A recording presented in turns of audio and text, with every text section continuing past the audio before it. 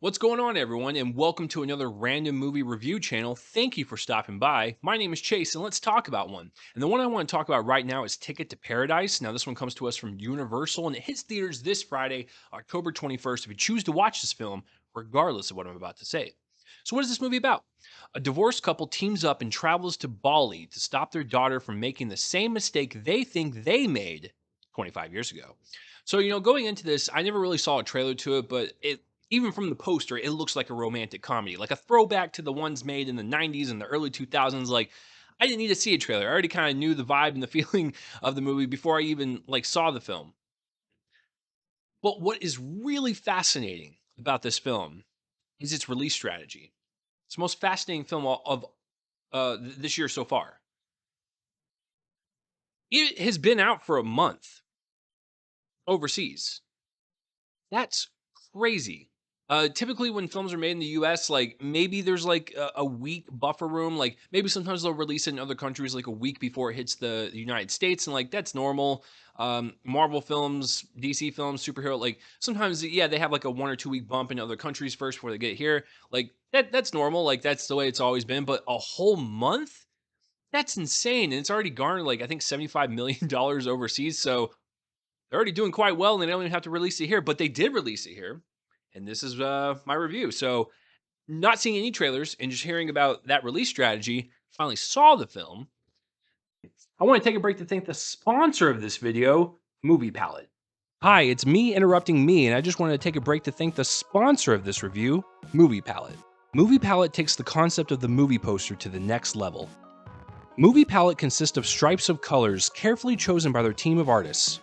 Every stripe represents a color of a particular scene in a movie and is put in chronological order on the canvas.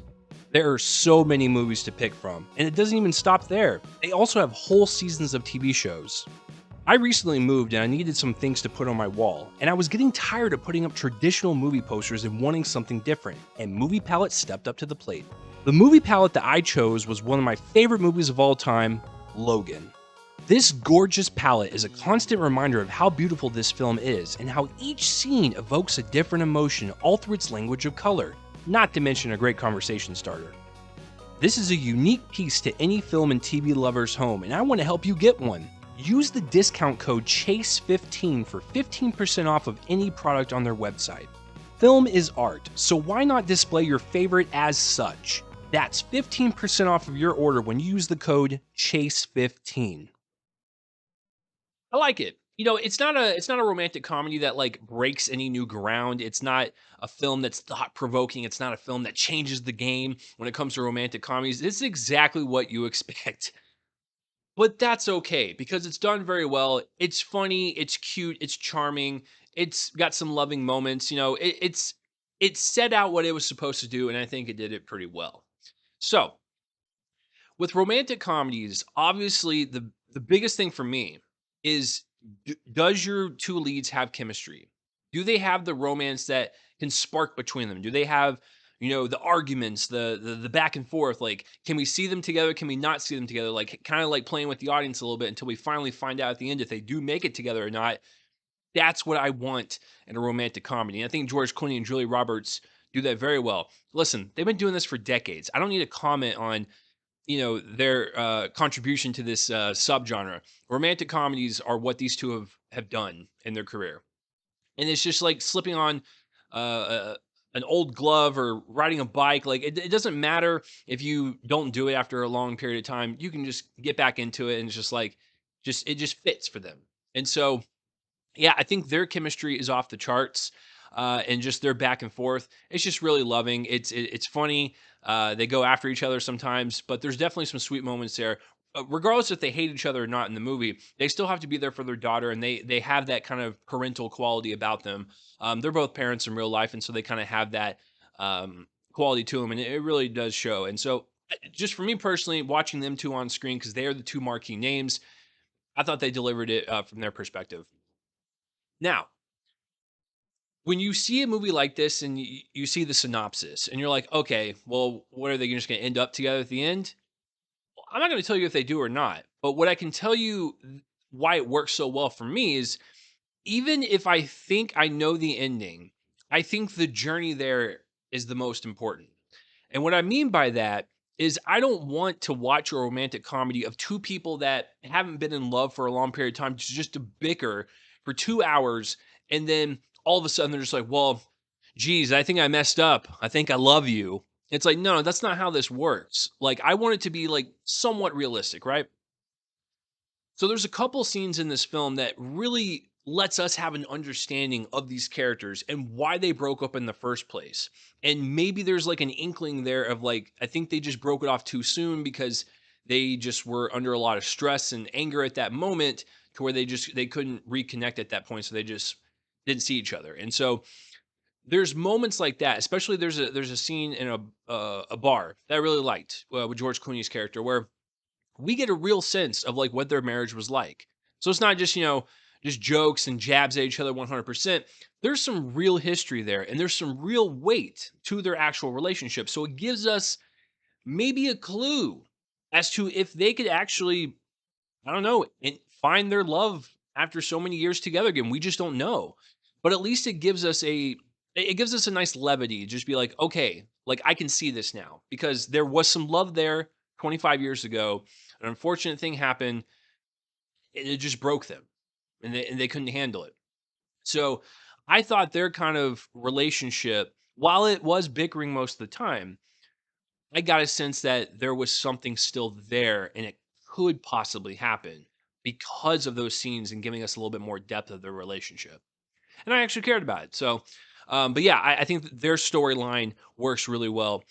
Caitlin Deaver's storyline, because she plays their daughter, they're she's the reason why they go to Bali, and her relationship is it's fine. If I was in George Clooney and Julie Roberts' shoes, I might question it a little bit just because of the time frame of how long they have fallen in love and why they want to get married so quickly. But other than that, their relationship was just okay. I mean, it's the glue that puts the parents together and forces them to be in this on this trip together. But in reality, I just don't really I didn't really care for it. Like it was sweet, I felt like there was some attraction there, um but yeah, I was more invested in her parents just because they have the richer history. And it might be just because these two people just met. We don't spend too much time with them.